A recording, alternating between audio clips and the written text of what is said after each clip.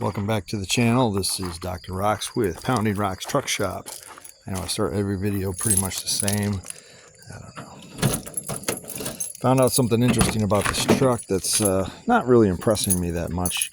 I guess I'm going to have to do something about this eventually. But for now it runs, but it could always run better. So this is my 86 720 King Cab Deluxe. I say deluxe because it's got, well, it had air conditioning. It has power steering. There's some other features that it has that the base models didn't have, like the full door cards and stuff like that. But it's definitely not the ST. There's no clock. There's no tachometer or anything like that. At some point in this truck's life, it's had the carburetor, if it was carbed. It's an 86, so I want to say it was probably TBI at some point. Had the carburetor replaced, or TBI replaced. And at first I thought it was a Weber. It's not. It's a Solex. It's one of those Solex 36 DG AC 36s or 34s that you could get in the 80s. There's a tag on it that says Weber, but they're fake Webers. I found this out on Facebook on a Weber carb page. And one of the key identifiers for this carburetor is it only has one butterfly for the choke, which is completely self-defeating. So only one half of the two barrels actually closes when you close the choke, and it's electronic, but it doesn't work anymore. I can manually do it with stepping on the pedal. It's still running the original pump in the back, but it seems to like cycle all the time, so there must be a drain back into the tank because the pump never actually shuts off. You might hear it here when I do this. I can always tell when it's reached capacity because the sound of the pump changes, so it's not like, just pushing into the carb. So I always give it a second. I'll step on the pedal a couple times, but I've tried to adjust this carb to be better, and it starts super hard now, except when you're doing a video, or it does stall out. I've had it where I had to crank it for a good few cranks before it would even do that. I'm not impressed. I've adjusted every nut and bolt on it, and as it gets warmer, the idle speed goes up, and that's annoying. So it's definitely like sitting 900 to 1,000, where it should be idling like this. This would be nice if it idled like this all day long, but it doesn't. The idle speed goes up, and it won't come back down.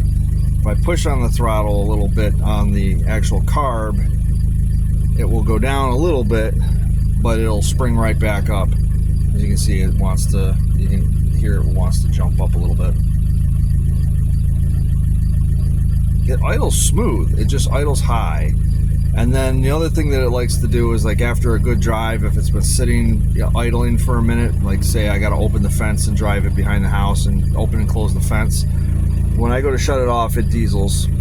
Not a lot, but a little bit. I'll stop it by actually just stepping on the throttle, and that allows it to kind of stop dieseling for that. I got that from Uncle Tony's garage. He said that that's what you should do when an old carbureted vehicle starts dieseling.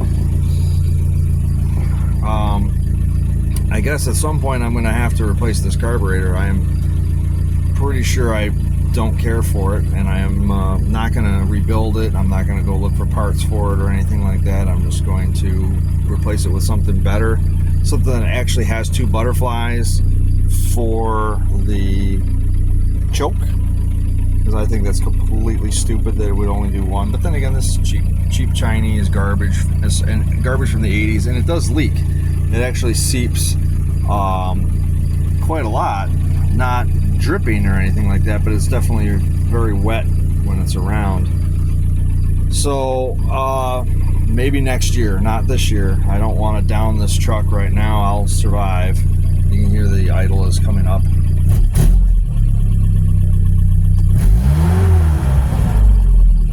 The other annoying thing that I have found is that with the new water pump, the fan never disconnects anymore. It just stays on all the time. But it never gets hot. It actually doesn't really get above the cold line anymore.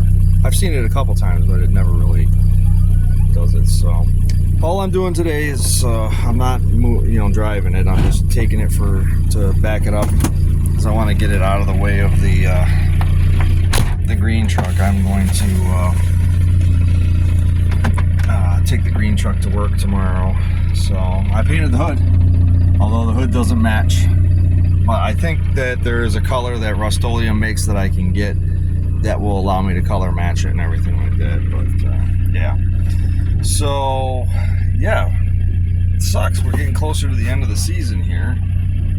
So I got to start thinking about getting things kind of ready for fall.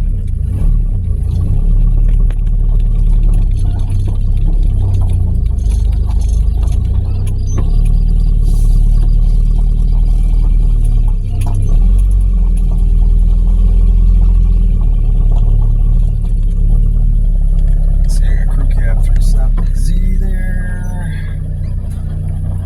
Double dare extra large.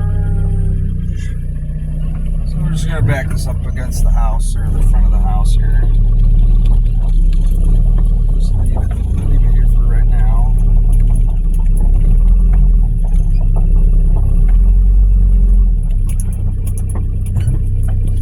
We'll put it right there. So yeah, here it's idling a little bit higher than I'd be happy with and everything. Other than that, great truck. I absolutely love it. I think it's totally awesome. I hope that this thing stays in my fleet for a long time. Either which way, we're going to be replacing the carburetor on this at some point, some next year. But I just figured I'd make a video about this while I was moving it. So, like, share, and subscribe. I've got 380 videos up. Check them all out. See ya.